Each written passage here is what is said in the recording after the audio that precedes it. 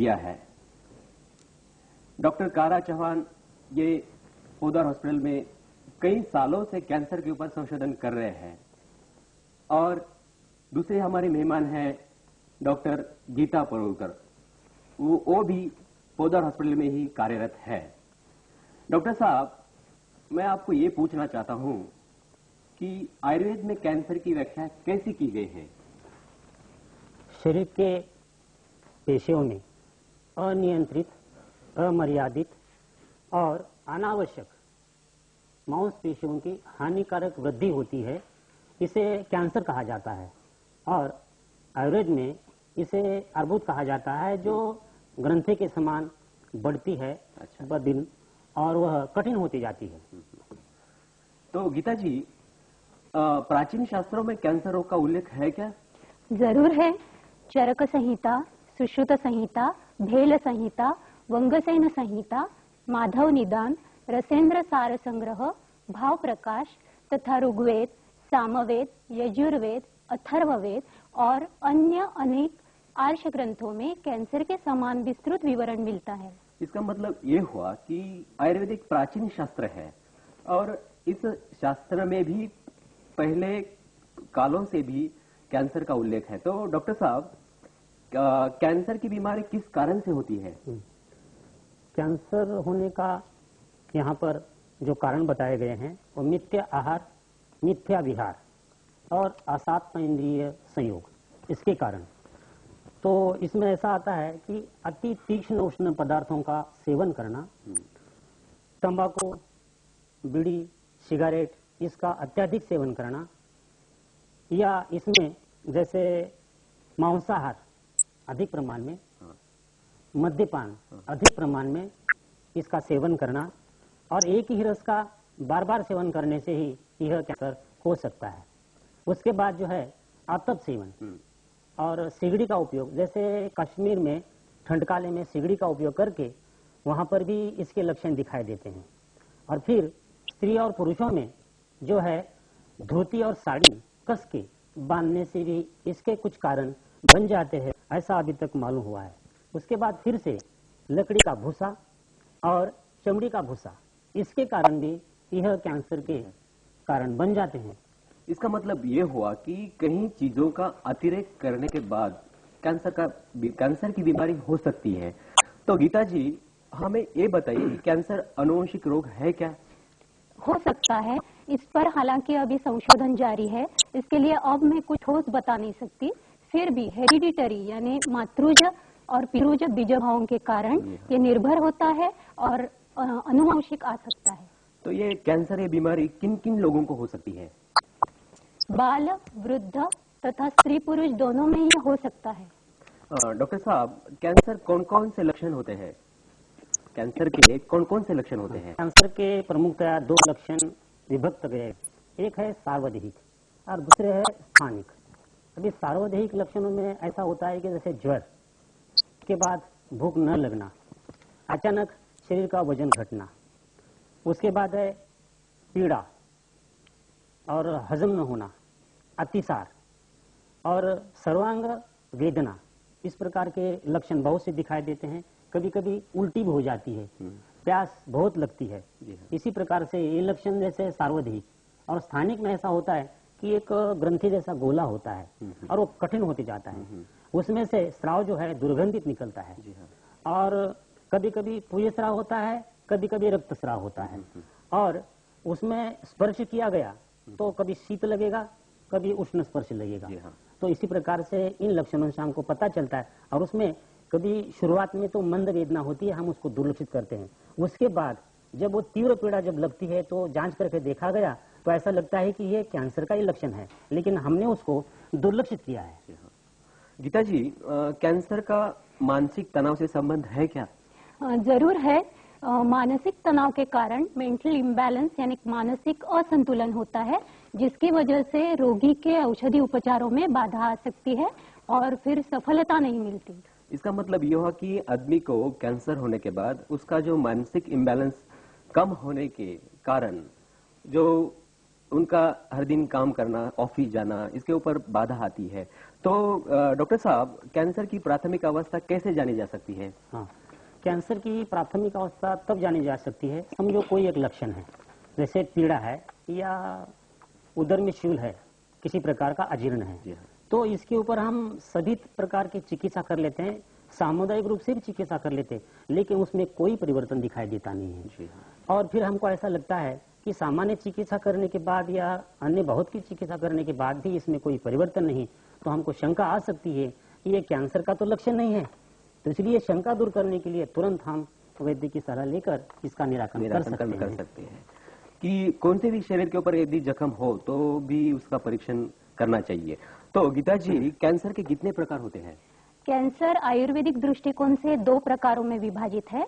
पहला जो वर्गीकरण है उसमें दोषों के अनुसार बताया गया है, जैसे कि पहला प्रकार है उसमें वातज यानी कि वात दोष के प्राधान्य से, पित्तज यानी कि पित्त दोष के प्राधान्य से, कफज यानी कि कफ यानी श्लेष्मा दोष की प्राधान्य से, रक्तज यानी कि रक्त की दृष्टि से निर्मित, और मांसज और मेदोज यानी कि मांस और मेदों की वृद्धि होने से। और दूसरा जो वर्गीकरण है उसमें स्थानिक अवयवों पर आधारित है, यानी कि अगर स्तन प्रदेश का हो तो स्तनार्बुद कह सकते हैं, आमाशयार्बुद कह सकते हैं अगर आमाशय के प्रदेश का हो, नहीं तो यकृता के प्रदेश का हो तो यकृतार्बुद कह सकते हैं, और नेत्र के प्रदेश का हो तो नेत्रार्बुद कह सकते हैं। अभी आप यहाँ फोटोग्राफ्स भी देख सकते हैं। यहाँ पहले वाले फोटोग्राफों में जो रुग्ण है वो गर्भाशय के अर्बुद से पीड़ित है, और दूसरे वाले फोटोग्राफ में जो रुग्ण है वो आमाशय के अर्बुद से पीड़ित है, यानी कि स्थानिक अवयवों के अनुसार ये वर्गीकरण है। जी हाँ, तो गीता जी, क्या कैंसर आयुर्वेद उपचार से ठीक हो सकता है क्या?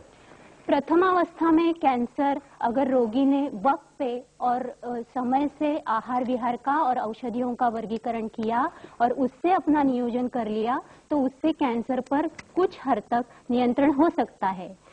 डॉक्टर साहब, कैंसर के लिए कितने दिनों तक औषध उपचार करना पड़ता है?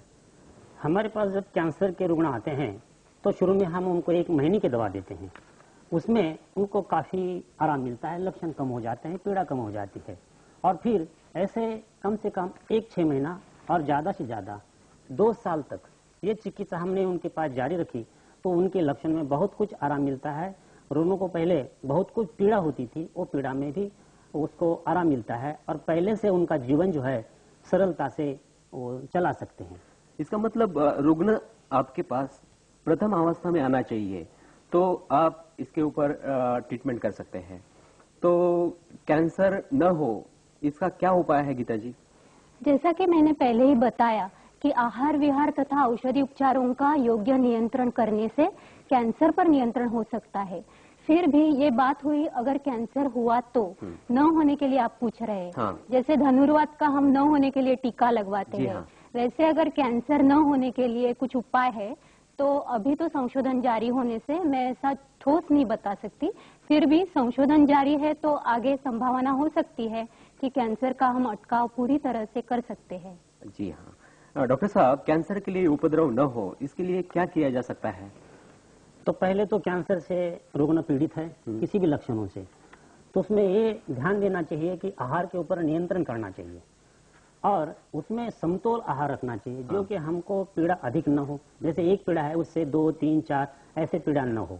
इसलिए समतोल आहार का मतलब होता है जैसे मधुर पदार्थ, कुछ तीखे पदार्थ, कुछ अम्ल पदार्थ और कुछ कड़वे पदार्थ, मतलब भोजन के दृष्टि से देखा गया तो समतोल आहार अगर इसका हम अच्छी तरह से नियंत्रण किए तो हमारे शरीर में के जो पीड़ा 1 है 2 है इससे ज्यादा नहीं बढ़ सकते और उसमें नियंत्रण होकर उसे आराम मिलता है, लेकिन उपद्रव नहीं बढ़ सकता है। जी हाँ। तो आपका मतलब ये हुआ कि आदमी ने षड रसों का आहार का सेवन करना चाहिए। तो गीता जी, हमें ये बताइए कि कैंसर विषयक उपचार में आपकी क्या राय है? पहले तो मैं गलत फहमियां दूर करना चाहूंगी कि कैंसर और आयुर्वेद के बारे में आम लोगों की साधारणता ये भावना है कि कैंसर और आयुर्वेद का कुछ भी संबंध नहीं है। तो ऐसा नहीं है, कैंसर आयुर्वेद से हट सकता है। फिर भी प्रथमावस्था में अभी नियंत्रण लाया जा सकता है, लेकिन आगे संशोधन होकर मुझे लगता है कि इस पर भी उपाय मिलेंगे। और मुझे ऐसा लगता है कि कौन से भी चिकित्सा प्रणाली के द्वारा अभी तक कैंसर का पूरी तरह से नाश नहीं हुआ है। जी हाँ। डॉक्टर साहब, आपके द्वारा किए गए औषधि उपचारों में कौन कौन से औषधि का उपयोग किया है? हाँ, अभी तक हमने जो यहाँ कैंसर के लिए जो उपचार किए गए हैं उसमें पहले तो 100 कल्पों के लिए थे, लेकिन कोई आवश्यकता नहीं है, इसलिए हम 50 पे आए। उसके बाद उससे भी कोई आवश्यकता नहीं है तो आप 20-25 कल्प ही उपयोग करते हैं। हाँ। और उसमें है जैसे स्वर्ण भस्म, वज्र भस्म, जी हाँ।